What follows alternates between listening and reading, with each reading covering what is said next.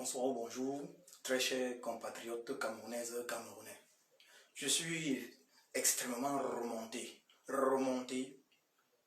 par le comportement de nos chers compatriotes camerounais, camerounaises et camerounais, particulièrement de l'intérieur du Cameroun et même de la diaspora, lorsque je vois la réaction du peuple sénégalais. Lorsque je vois le peuple sénégalais réagir, je suis extrêmement remonté. Il est inadmissible qu'après tous les sacrifices consentis par les combattants de la diaspora, les Camerounais n'aient pas compris, les Camerounais de l'intérieur du Cameroun n'aient pas compris depuis qu'il fallait faire preuve de solidarité et se lever comme un seul homme pour chasser le tyran Biya du Cameroun. La diaspora. Et quand je parle de diaspora, je vais parler des combattants de la diaspora, parce que ces combattants de la diaspora,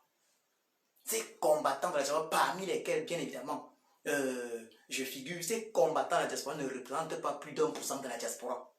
Ces combattants de la diaspora ont mis leur vie en jeu pour chasser d'Europe le tyran Biya. Moi qui vous parle personnellement, j'ai été de toutes les actions de chassement du tyran Biya. Que ce soit la première fois dans l'hôtel intercontinental de Genève en 2019. Le samedi qui a suivi, j'étais présent. Vous comprenez? À Lyon, j'étais présent. Et à Lyon, ils ont cherché à m'assassiner. La garde rapprochée du despote Biya a cherché à m'assassiner à Lyon. Une vidéo a d'ailleurs, à cet égard, circulé sur le net. Ensuite, un mois plus tard, il y avait Paris, l'hôtel Meurice. J'étais toujours présent. Et toujours en avant, devant. Si je réfléchissais, comme les Camerounais sont là en train de toujours vouloir réfléchir, vouloir jouer les malins. Si je voulais jouer les malins, je ne serais jamais entré dans l'hôtel intercontinental. Et je précise, moi, Jogo Christian, j'étais le premier à entrer dans l'hôtel intercontinental. Parce qu'il faut qu'on vous raconte l'histoire. J'étais le premier. La porte de l'hôtel intercontinental est ouverte par un autre combattant. C'était ça qui était prévu. Alain ouvre la porte et je suis le premier qui entre et qui fonce. Et vous savez que dans ce genre d'action, celui qui est devant joue un rôle capital. Il suffit que celui qui est devant tremble et tout est à l'eau. Tout est à l'eau. Ça veut dire quoi? Quand je parle, je ne parle pas au hasard. Si, avant d'entrer dans l'hôtel intercontinental, nous avions réfléchi, si les Martin Tajo avaient réfléchi, si les Sibaf avaient réfléchi, si les Christine Ouamini avait réfléchi comme au Cameroun, là vous réfléchissez, alors on ne serait jamais entré dans cet hôtel. Si les fils du pays, Moumier, fils du pays, avaient réfléchi, on ne serait jamais entré. Nous sommes partis d'Allemagne. Moi, je parle maintenant de la délégation allemande, parce qu'il y avait une délégation déjà sur place, une petite délégation. Nous étions tous entrés dans cet hôtel. Nous sommes partis d'Allemagne. Je rappelle, nous sommes partis d'Allemagne. Au moins 11 heures de voyage, je dis bien 11 heures de route. 11 heures de route pour aller chasser le tyran Biya dans l'hôtel intercontinental de Genève. Si ce n'est que les alibis, nous pouvions trouver des alibis. Chacun parmi nous pouvait trouver des alibis. Et ce que je rappelle souvent, c'est que nous avons voyagé avec une voiture, avec un véhicule dont le carburant venait d'être percé pour une raison ou pour une autre. Ça veut dire, nous aurions pu décider de ne pas faire le voyage. Car lorsque nous nous retrouvons à la station, on démarre, on se rend compte que le réservoir est percé sur l'autoroute. On s'en rend compte sur l'autoroute. Ça veut dire quoi? Ce sont des automobilistes allemands sur l'autoroute allemande qui klaxonnent pour nous dire il y a l'essence qui se verse. Nous avions le choix de décider, bon ok, l'essence se verse, nous pouvions prendre des petites vidéos, regarder, l'essence se verse et tout, donc on renonce. Nous n'allons pas aller chasser le despote, le tyran Biya. Mais nous sommes partis, nous avons dit, malgré le fait que l'essence se verse, nous allons arriver. Nous allons arriver. Malgré le fait que le réservoir soit percé, il n'y a que la mort pour nous empêcher d'aller chasser le tyran Biya. Si nous avions réfléchi, déjà le simple fait que le réservoir de notre véhicule était percé, renseignez-vous. Les Martin Tayo peuvent vous dire, les fils du pays Moumier peuvent vous dire, les Sibafo, parce que nous étions 4 dans ce véhicule pour aller pour quitter l'Allemagne pour Genève, pour chasser le despote Biya. Nous étions 4. Moumier, fils du pays, Martin Tajou, Sibafo et moi. Le réservoir était percé. Le réservoir du véhicule était percé. Si nous voulions des alibis, alors nous en avions. Mais nous avons dit, même si cette voiture brûle, nous allons arriver à Genève. Et si elle brûle, pour que nous n'arrivions pas à Genève chasser le tyran, il faut qu'elle brûle avec nous. Vous comprenez ça? Lorsqu'on se lève pour la résistance, pour la révolution, on ne perd pas le temps dans des réflexions de si, comme ça, comme ça. Non, non, non, non. Quand on se lève pour la révolution, on agit immédiatement. Regardez le peuple sénégalais. Si les Sénégalais s'étaient mis à dire, vraiment, il faut que les enfants de Sonko, d'Ousmane Sonko, se mettent d'abord devant. Il faut que les enfants d'Ousmane Sonko se mettent devant. Avant d'aller le libérer, ils n'auraient jamais libéré. Si les Sénégalais s'étaient mis à réfléchir que non, parce que je vois, c'est un petit malin, et je rappelle que malin est synonyme de Satan dans la Bible, c'est un petit malin camerounais qui nous disent, nous de la diaspora, venez au Cameroun et on va vous suivre. Si les Sénégalais avaient commencé par demander à leur diaspora, venez au Cameroun, venez au Sénégal, et on vous suivra pour aller libérer Sonko, Ousmane Sonko. Mais Ousmane Sonko devait être toujours en prison. C'est cette mentalité camerounaise, cette mentalité de petit malin, malin étant synonyme de Satan dans la Bible. Cette mentalité égocentrique, cette mentalité individualiste qui fait en sorte que le professeur Fogué soit toujours en prison aujourd'hui. C'est cette mentalité qui fait en sorte que Olivier Bibou-Nissak, le porte-parole du président élu, soit toujours en prison. C'est cette mentalité qui fait en sorte qu'il y ait toujours des prisonniers politiques en prison. Aujourd'hui, ceux du 22 septembre et d'autres. C'est cette mentalité qui fait en sorte que des personnes comme Tissou Kayou Tabé, Manchou Bibi, soient en prison. C'est cette mentalité qui fait en sorte que le massacre, le génocide dans le Nozo soit une réalité, que le régime continue de massacrer. Vous avez vu le peuple sénégalais sortir. Vous avez vu le peuple. On a demandé aux gens de sortir le 22. Vous étiez où? Je salue vraiment tous ces valeureux Camerounais qui sont sortis le 22. Je vais dire merci, je m'incline vraiment auprès d'eux. Je m'incline auprès de tous ces Camerounais qui sont sortis le 22. Un grand merci. Un grand merci. Vous êtes notre espoir. Vous êtes le dernier espoir. Vous êtes les derniers du Cameroun. Vous êtes les derniers espoirs. Qu'est-ce que je dis? Le dernier espoir du Cameroun. Tous ceux-là qui sont sortis le 22, ceux qui sont sortis le 26 janvier, ceux qui sont sortis le 1er juin, le 22, un grand merci. Vous êtes sortis. Vous êtes sortis. Mais vous avez été trahis. Pas trahis. Parce que s'il faut parler des éléments de Cabral Libi qui ont fait arrêter des combattants, qui se sont permis d'arrêter des manifestants pacifiques, voilà, à Douala, une très grosse trahison. Mais je veux parler, vous êtes fait trahir par la majorité des Camerounais. Par l'esprit de malice, de malin des Camerounais. Les Camerounais aiment jouer les malins.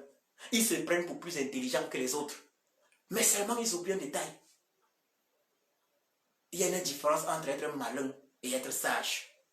La sagesse vient du créateur de nos ancêtres, de notre créateur, tandis que la malice, être malin, ça vient de Satan. Les Camerounais, c'est ça, ils excellent. Dans la malice, jouer les malins. Mais la sagesse, c'est pas eux. Je n'ai pas surnommé au hasard le président élu Agnès Sage. Il y a une différence entre être sage et être malin. Les Camerounais vont dire, ils veulent voir leurs gosses grandir. Ils veulent voir les enfants grandir. Les Sénégalais qui sont descendus là, ils ne veulent pas voir les enfants grandir. Moi, Diogo Christian, quand j'entrais dans l'hôtel intercontinental, je ne veux pas voir mes enfants grandir. J'en ai plusieurs. Tous ces combattants-là de la diaspora, quand ils entrent dans l'hôtel intercontinental, quand ils partaient à Genève chasser le tyran, quand ils prenaient les ambassades, ils ne veulent pas voir leurs enfants grandir. Ils ne veulent pas voir leurs enfants grandir. Il faut se dire la vérité. Il faut dire aux Camerounais les vérités. Il faut dire aux Camerounais les vérités. Et quand je parle même de la diaspora, il faut qu'on soit très clair. Les gens pensent que je parle de toute la diaspora. Les combattants de la diaspora ne représentent pas 1%. Les autres de la diaspora soutiennent le combat à distance derrière leur portable à travers Facebook. C'est tout ce qu'ils font. Je dis à travers Facebook. Même pour envoyer le soutien financier, ils ont souvent peur qu'il peut y avoir des traces. Ils ont souvent peur qu'il peut y avoir des traces. On demande aux gens, contribuez chaque mois, soutenez au moins le MSC, qui est une structure qui est le premier parti politique camerounais, qui est le plus grand parti politique du Cameroun, le parti du président élu, son exemple Kamto Maurice Alain Sage, c'est le plus grand parti politique du Cameroun depuis l'UPC des Oumyobé. Soutenez, qu'est-ce que vous faites? Je parle même de la diaspora, je parle de cette diaspora-là. Si nous étions, je précise bien, si nous étions seulement 5000, si nous étions seulement 5000 à Genève, nous aurions capturé le tyran Biya parce que nous aurions formé 3 colonnes. Nous aurions formé au moins 3 colonnes. Nous aurions pu former 3 colonnes de plus de 1000 personnes chacune. De 1500 personnes au minimum. Et là, nous allions capturer le tyran Biya à Genève. Mais on n'a pas pu le faire parce qu'on n'était pas nombreux. On n'était pas si nombreux que ça. On n'était pas nombreux. La même chose à l'hôtel Meurice. Même chose à l'hôtel Meurice à Paris. Nous aurions pu capturer le tyran Biya. Il était juste là. Nous avons frappé sur la porte. Nous aurions pu entrer. Si nous étions 500, nous le capturions. Il était juste en haut. Mais nous avons été trahis une fois de plus par cette diaspora, par la majorité de la diaspora qui a préféré rester chez elle. Ils vont te dire, non, ils ont le travail. Mais moi, je travaille également. Pour ceux qui ne savent pas, je suis développeur de logiciels. Je suis développeur de logiciels. J'ai étudié ici en Allemagne. Je suis venu en Allemagne pour études. J'ai étudié ici en Allemagne, plus précisément à l'Université des sciences appliquées de Cologne, qui précédemment s'appelait Fachschule Köln-Deutsch et qui s'appelle depuis quelques années Technische Hochschule Köln-Deutsch. J'ai étudié dans ce pays, dans cette ville, ici à Cologne. Ici à Cologne. Je travaille ici à Cologne. En tant que développeur de logiciels. J'aurais pu dire non, je vais me consacrer à ma petite vie. J'aurais pu dire non, je vais me consacrer exclusivement à ma petite vie. Vous imaginez les sacrifices de ces combattants-là, de tous ces combattants, de toutes ces personnes-là, que ce soit dans la diaspora ou au Cameroun. Mamadou Mouta s'est retrouvé en prison, le lion du Sahel. Le général hors hiérarchie s'est retrouvé en prison, il a une famille. Le général hors hiérarchie, Serge Branconana, il s'est retrouvé en prison. Pendant combien de temps? Torturé, molesté, il a une famille. Tous ceux qui se sont retrouvés en prison. Ils se sont retrouvés en prison pourquoi? Ils se sont retrouvés en prison parce que le peuple camerounais joue les malins. Elle lâche dans sa manche. Tous veulent le changement. Tous veulent le changement. Mais ils ne veulent pas être ceux par qui le changement passe. Et plus grave encore, dans la mentalité camerounaise, plus grave encore, c'est que lorsqu'on parle même de ce changement-là, il y a certains qui vont dire clairement, certains qui ont même dit plusieurs fois, non, ils ont un problème avec les combattants là, que ce soit de la diaspora ou du Cameroun, c'est qu'ils ont l'impression que les combattants attendent une récompense.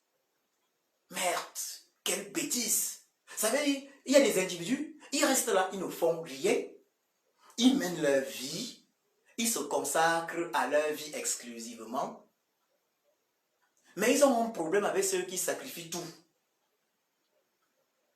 Ils ont un problème à ce que ceux qui sacrifient tout pour libérer toute une nation soient un jour récompensés par cette nation-là.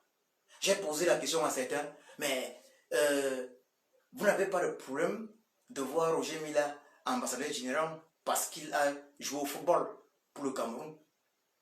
Vous n'avez pas de problème de voir les anciens lions recevoir chacun un domicile par l'État camerounais. Mais vous avez un problème de voir des personnes qui sacrifient leur vie pour le Cameroun, pour l'avenir du Cameroun entier, pour tous nos enfants. Vous avez un problème à voir ces gens-là récompensés un jour. Vous comprenez là où le cœur du Camerounais, le cœur, la méchanceté. Vous comprenez la méchanceté du Camerounais. Ça veut dire, il est là, il ne fait rien pour que ça change. Il laisse le poids de ce combat sur les frêles épaules d'une minorité de combattants, que ce soit dans la diaspora ou au Cameroun. Et après, il a un problème quand on parle de récompenser certaines personnes. Quand on parle de récompenser certaines personnes qui ont tout donné, il a un problème. Ce n'est pas la méchanceté, ça. Ce n'est pas ça la sorcellerie. C'est pour ça que rien n'avance chez nous. Le Camerounais a un mauvais cœur. Il est méchant. Il faut se dire la vérité. Il est méchant. La solidarité, il ne connaît pas. La solidarité, il ne connaît pas. Moi, je vois les cas. Il y a des gens aujourd'hui, on va suivre que tel est décédé. Tel est décédé. Non, il faut qu'on cotise pour rapatrier le corps. Moi, je ne cotise plus pour rapatrier le moindre corps. Je ne cotise plus pour rapatrier le moindre corps d'un Camerounais de la diaspora. Parce que lorsqu'on demande aux gens, venez en combat pour libérer ce pays. Ainsi, dans la diaspora, il y aura une caisse de l'ambassade du Cameroun pour rapatrier les corps. Les Camerounais pourront payer une assurance chaque mois, 5 € par mois, dans les pays où vivent, dans leur ambassade, pour le rapatriement des corps. Quand on demande aux gens de venir, on se bat pour que ça change, ils ne le font pas. Demain, quand certains décèdent, on dit que non, on doit cotiser. On cotise quoi? J'en profite encore aussi pour rappeler, si je tombe aujourd'hui, je meurs aujourd'hui, je ne veux voir personne. Je dis, je ne veux voir personne venir cotiser quoi que ce soit afin que mon corps soit rapatrié. S'il n'y a pas les 7 000, les 10 000 € dans mon compte pour mes enfants, afin qu'ils fassent ça, je préfère que mon corps soit incinéré. Que les Camerounais laissent mon corps, si ceux qui ne peuvent pas, de mon vivant, se lever avec nous autres pour qu'on chasse le tyran bien. Que je le dise clairement. Que les gens ne viennent pas faire semblant de me pleurer par la suite. Si vous ne pouvez pas vous lever avec nous, alors ne faites pas semblant. Alors ne faites pas semblant. Ne faites pas semblant. Mais ce n'est pas possible ça. On voit comment au Sénégal il se lève. On a la foule qui avait au Sénégal. Si le 22 septembre, les Camerounais étaient sortis, on a fait tout le bruit. Certains avaient demandé au président élu, non, prends tes responsabilités, il faut faire ceci. Le président élu a pris ses responsabilités, il a demandé au peuple, sortons chasser bien. Lui, il a été séquestré. Bien avant la date du 22. Ils ont commencé la séquestration. Olivier Biounissa, son porte-parole, a été arrêté. Le trésorier national du MSC, le professeur Fogué Alain, arrêté gratuitement. Tous ceux qui s'étaient retrouvés en face du domicile du président élu, la nuit du 21 au 22, arrêtés jusqu'aujourd'hui. Où était donc le peuple camerounais? Pourquoi est-ce que le régime de Yaoundé réussit? C'est parce qu'il y a toujours une minorité. Les autres jouent au malin. Chacun joue au malin. Mais ce que les uns et les autres oublient, c'est que chacun aura son tour. Ça veut dire quoi? Lorsqu'on aura pris X, Y, on finira par prendre Z. Ça veut dire quoi? Lorsqu'on aura aussi pris le combattant Y, on finira par prendre l'individu Z. Il faut que ce soit très clair dans les têtes des uns et des autres. Chacun finira par mordre la poussière face au régime tyrannique Biya. Que vous le vouliez ou non, il faut se lever. Les Sénégalais ne font pas la magie. Il y a eu des morts au Sénégal. Le peuple s'est levé. Vous pensez que la liberté, elle se donne, elle s'arrache. Et vous ne montrez pas, il faut le dire clairement, les Camerounais, vous ne montrez pas que vous voulez vous libérer. Je parle bien des Camerounais francophones, s'il vous plaît, parce que mes frères anglophones m'excusent. Parce que mes frères anglophones, ils montrent. Ce que les Camerounais font avec nos frères anglophones, c'est exactement ce qu'ils ont fait avec les Bamileke dans les années 60-70. Pendant qu'il y avait le génocide de Bamileke, c'était le silence total. À cette époque-là, est-ce que vous savez qu'à cette époque, dans les années 60-70, il fallait, en tant que Bamileke, pour quitter l'ouest du Cameroun, pour marcher en tant que Bamileke, il fallait une espèce de passeport. Au Cameroun. Au Cameroun. Mais les autres Camerounais sont restés silencieux. Alors que les leaders qui étaient pour la plupart originaires de l'ouest du Cameroun, Bamileke, se battaient pour la cause commune. Ils se battaient pour un Cameroun libre pour tous. Ils ne se battaient pas pour un Cameroun Bamileke. Les leaders Bassa, en l'occurrence le plus célèbre, assassiné, trahi par Matip, le plus célèbre, Oumi Obé, il se battait pour le Cameroun et non pour le peuple bassa. Moumié se battait pour le Cameroun et non pour le peuple Bamoun. Tous ces leaders-là, au sein d'Afana, ils se battaient pour le Cameroun et non pour les peuples originaires du Grand Sud du Cameroun. Il faut le dire clairement. La diaspora a déjà fait tout ce qu'il fallait faire. Elle a chassé le tyran Biya d'Europe. C'est aux Camerounais de l'intérieur de chasser le tyran Biya du Cameroun. Si lorsque nous chassions le tyran Biya d'Europe, que ce soit de Genève ou de Paris, l'hôtel Meurice, les Camerounais avaient eu la présence d'esprit de l'intérieur, avaient eu la présence d'esprit de s'organiser pour dire que Biya ne doit pas revenir au Cameroun. Je vous assure, si les Camerounais étaient sortis 20 000, 30 000 pour dire que Biya ne doit pas revenir au Cameroun, je vous assure que pendant que nous faisons le chassement, les pays européens, les dignitaires européens devaient demander directement au tyran que trouve-toi un pays, nous on te trouve un, il devait lui dire on te trouve un pays d'accueil pour ton asile et c'est terminé. Je dis il aurait suffi que les Camerounais se lèvent au Cameroun parce que le tyran était à genoux. Si les Camerounais s'étaient levés au Cameroun, 15 000 Camerounais pour dire Biya, tu ne viens pas ici, on bloque l'aéroport. Les Camerounais se levaient au Cameroun, direction Simalène, que tu ne passes pas ici. C'était terminé. C'était terminé. Les Camerounais étant à Simalène, c'était terminé. Je vous assure. Même si son avion avait décollé, on l'appelait pour lui dire que c'est chaud ici à Simalène. Les Camerounais ont pris Simalène, c'est chaud. On ne veut pas te voir atterrir. Le tyran devait seulement décaler. Il devait décaler, c'était terminé. Je dis finito. Et ça devait créer ce que ça devait créer. Peut-être même, il y a certains militaires même qui devaient directement dire que, ok, on prend le pouvoir pour préparer une transition. Mais peuple camerounais, tu veux quoi? On parle avec certains vont venir dire, non, vous de la diaspora, vous devez descendre. Vous, comme vous voyez là, du coup, Christian, vous avez vu comment j'ai été torturé, molesté par la garde rapprochée du tyran Biya à Lyon. Vous pensez que je peux arriver au Cameroun comme ça, jusqu'à avoir le temps de faire quelque chose? Vous pensez que je peux arriver au Cameroun sans être arrêté immédiatement? Disons la vérité. Est-ce qu'il y a quelqu'un qui pense que moi, je peux arriver au Cameroun sans être arrêté immédiatement? Y a-t-il quelqu'un qui pense combien sont les combattants? Il faut se dire la vérité. Combien sont les combattants qui peuvent se permettre d'arriver au Cameroun sans être arrêté immédiatement? Il faut se dire la vérité. Vous demandez, j'ai vu des trucs qui disent que non, descendez en charter. Il n'y a pas de problème. Les Sénégalais ont-ils attendu que la diaspora descende en charter pour libérer Sonko, Ousmane Sonko? Les Sénégalais ont-ils attendu cela? Vous voulez qu'on descende? Moi, je n'ai même pas de problème à descendre.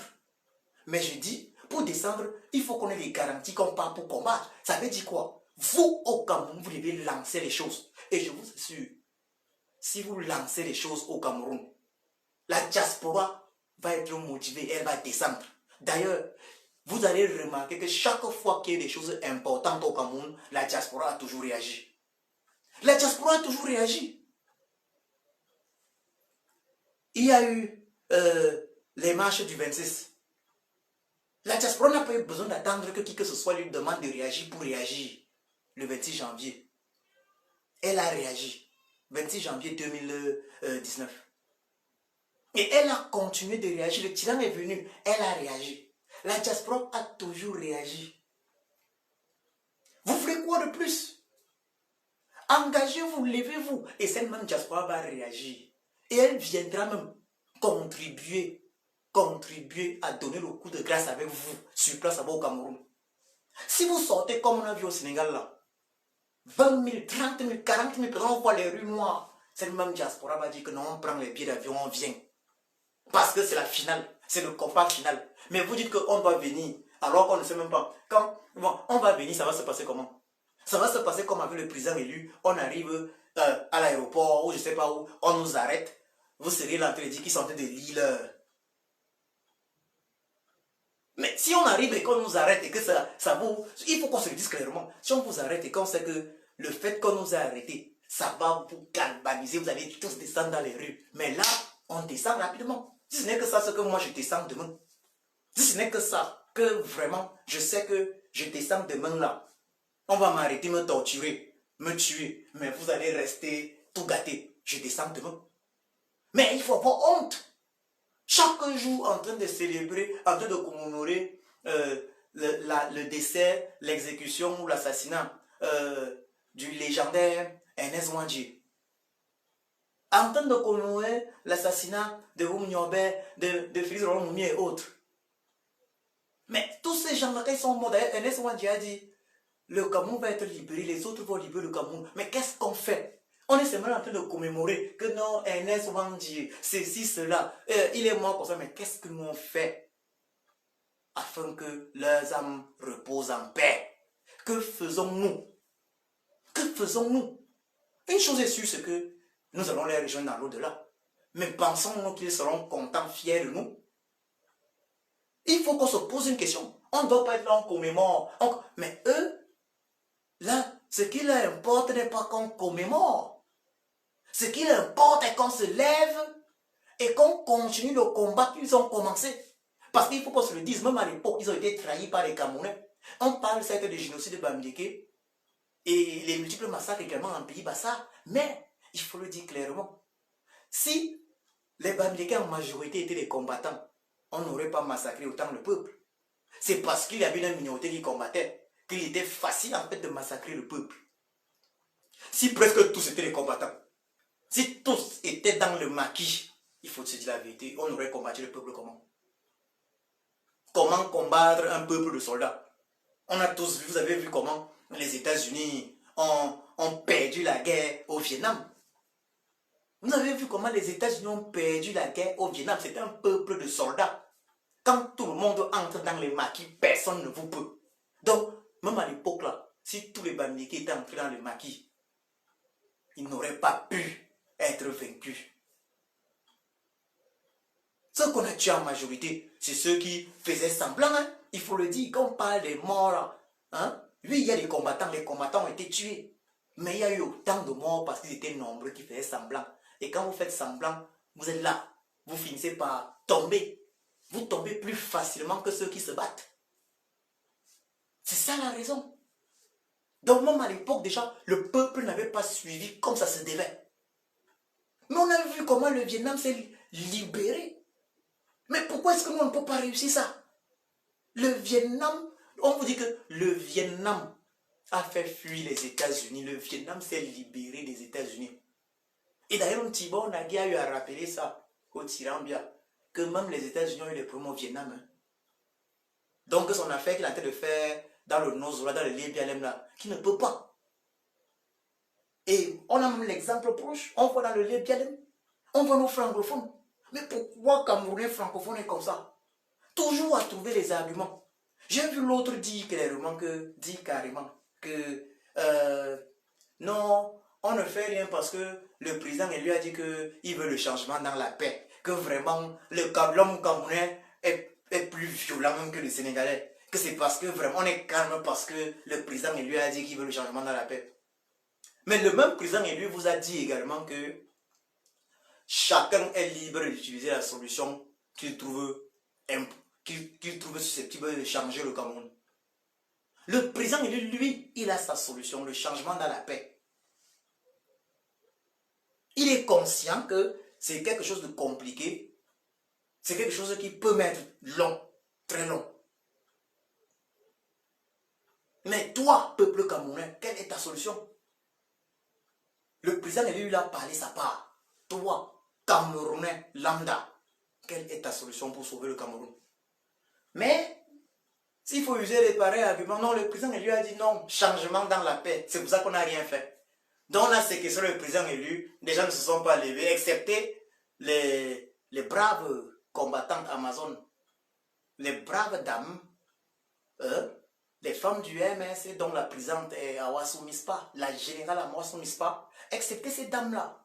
Et celles qui sont sorties nues, c'est la première qui était sortie nue pour revendiquer le départ des forces de répression du Tirambia autour du domicile de la résidence du président élu, son essence Kamto Maurice alias Sage. Excepté cette dame-là.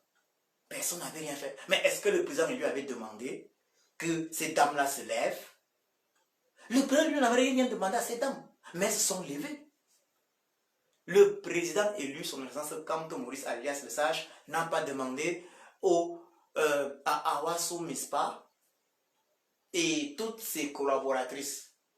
Et la première dame qui était sortie seule nue pour la première fois, il n'a pas demandé à cette dame de se lever pour aller revendiquer sa libération. Tout comme le président élu n'a jamais demandé aux combattants de la diaspora de se lever pour revendiquer sa libération. Oui, dans toutes les manifs, il faut libérer le président élu, libérer tous les prisonniers politiques. Mais c'est un Camerounais qui, comme d'habitude, joue les malins. Comme d'habitude, joue les malins. Se sont comportés comment? Comme d'habitude, ils jouent les malins. Voilà ça, c'est ça la réalité. C'est ça la réalité. Je suis écœuré. Oui, mais tu as raison, hein, Joe Segue, tu as parfaitement raison. Le Camerounais, c'est ça le Camerounais. Le Camerounais, il aime le Congo, ça. Moi, je vous dis, si c'est que je n'étais pas un homme fort, il faut que je le dise clairement, si je n'étais pas un homme fort, même chez moi, même mon épouse devait m'empêcher de mener le combat que je mène. Quand tu dépenses, Madame est fâchée, on dit que tu dépenses vraiment pour... On ne veut, ça veut dire que même pour dépenser pour le combat, parce que je dépense dans ce combat énormément d'argent. Si c'est que je ne suis pas un homme fort, si tu n'es pas un homme fort, tu ne peux pas sortir ton argent pour le combat, parce que madame va te dire qu'il faut laisser. Il faut que tu sois fort. Tu te rends compte même chez toi que, mais tu vois l'esprit sardina de temps en temps, tu vois même l'esprit sardina chez madame. Mais il faut être fort, il faut être fort. Il faut avoir une volonté de faire. Et ça se travaille. Ça se travaille. Tout ce que le Cameroun aime, Congo ça, si c'était le Tchapap, si j'étais en train de faire le Tchapap, si je dis là aujourd'hui là que, ok, direct terrible, toutes les vérités sur la révolution, je vais parler, je ne vais pas mâcher mes mots, je vais taper sec, je vais faire ceci, tel combattant, je vais le déshabiller. Mais le direct c'est à telle heure. Si vous n'êtes pas 1000, je ne commence pas. Mais quand je vais arriver là, je vais voir qu'il y a 2000 personnes connectées. Que les gens sont là en train. Donc voilà l'esprit camerounais. Pendant qu'on se bat pour construire, pour libérer le pays, les gens sont plutôt là à la recherche des informations qui vont détruire le pays. D'autres vont dire que non, c'est le diapap de la diaspora qui a empêché les Camerounais du Cameroun de chasser Biya du Cameroun. Le diapap de la diaspora, ce qui se passe dans la diaspora, le diapap de la diaspora là, ça empêche les Camerounais de se lever pour chasser Biya. C'est le diapap de la diaspora qui empêche les Camerounais d'avoir l'eau potable, l'électricité au Cameroun. C'est le diapap de la diaspora qui empêche les Camerounais d'avoir les routes, les autoroutes au Cameroun. C'est le diapap de la diaspora qui empêche les Camerounais d'avoir des hôpitaux au Cameroun. Il faut que je rappelle aux Camerounais que c'est ce diapap de la diaspora là, s'ils veulent. Mais ce diapap de la diaspora a quand même permis de contribuer énormément sur le suivi Cameroun, hein, parce que ça a joué son rôle. C'est le diapap, quand je dis diaspora, mais il ne faut pas exagérer, le diapap des combattants de la diaspora. Parce que j'ai précisé là, ces combattants ne reçoivent pas 1% des membres de la diaspora. Parce que même dans la diaspora, la majorité c'est trahi. Trahi pourquoi? Parce que chacun préfère supporter en background, derrière son portable, derrière son Facebook. Même pour soutenir financièrement, ils ont souvent peur que non, ok, on va donner ça derrière, pour qu'il n'y ait pas de traces. Non, moi je veux partir au pays, j'ai mes affaires au pays. Donc nous autres, on n'a rien au pays. Donc nous, avant que le combat s'il ne commence, nous n'avions rien au pays. Je précise, je ne suis pas venu par le désert, par la route. Afin de faire comprendre aux uns et aux autres que mes activités que j'avais au pays, j'ai dû y renoncer. J'ai dû y renoncer. C'est des sacrifices multiples. C'est des sacrifices multiformes. Imaginez-vous, les mêmes personnes sont dans le combat, il investit financièrement, il investit. Il investit de sa personne, il est au front, il est au choc. Il est encore dans le lobbying, il doit tout faire. Les directs, il doit faire les directs. Mais quand même, où est le soutien du peuple camerounais? Le peuple camerounais doit faire quelque chose pour se libérer. Le peuple camerounais doit faire quelque chose pour se libérer. Il faut se libérer. Il faut se libérer. Et cette mentalité-là, Japap. Allez seulement là où il y a le Japap. Moi, j'ai eu à dire plusieurs fois que mais il y a des individus, depuis longtemps, il y a plus de 2 ans, j'avais dit que les gens, comme on l'appelle comment là, il y a un monsieur là, j'oublie son nom même, Sifa, c'est un Sadina. Arrêtez de le suivre. Mais les Camerounais partent toujours le suivre. Vous voulez quoi au juste? Vous voulez quoi? Vous voulez vraiment vous libérer? On voit comment ça se passe au Sénégal. Les Sénégalais n'ont pas eu besoin de la diaspora pour faire ça. Nous, les combattants de la diaspora camerounaise, nous avons fait ce que personne n'a jamais fait. Personne ne l'a jamais fait. Donc aujourd'hui, même s'il y a quel problème dans la diaspora, même si les combattants ont quel problème entre eux, ils ont déjà réalisé le plus important. Le reste là, ce n'est plus... Parce qu'il faut qu'on se le dise. Il faut qu'on se le dise. Ils ont déjà réussi l'examen. Lorsque quelqu'un réussit un diplôme, on ne peut plus lui enlever le diplôme là. Ça, vous le savez tous. Lorsque quelqu'un réussit un diplôme, on ne peut plus lui enlever ce diplôme là. On n'a jamais enlevé le baccalauréat à une personne qui avait réussi son bac. Parce que quelques années après, elle a eu un comportement, je ne sais pas où elle a oublié. Elle a oublié comment calculer les intégrales. On n'a jamais enlevé le baccalauréat après. Donc la diaspora a déjà réussi sa mission. Maintenant, elle continue, dans le lobbying particulièrement. D'ailleurs, vous avez vu, la même diaspora toujours active.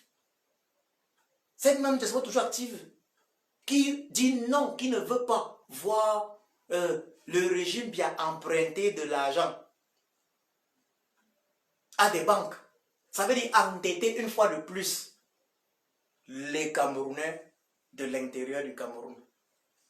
Nos petits frères, nos petites sœurs, nos enfants et petits-enfants du Cameroun, dans les prochaines générations camerounaises.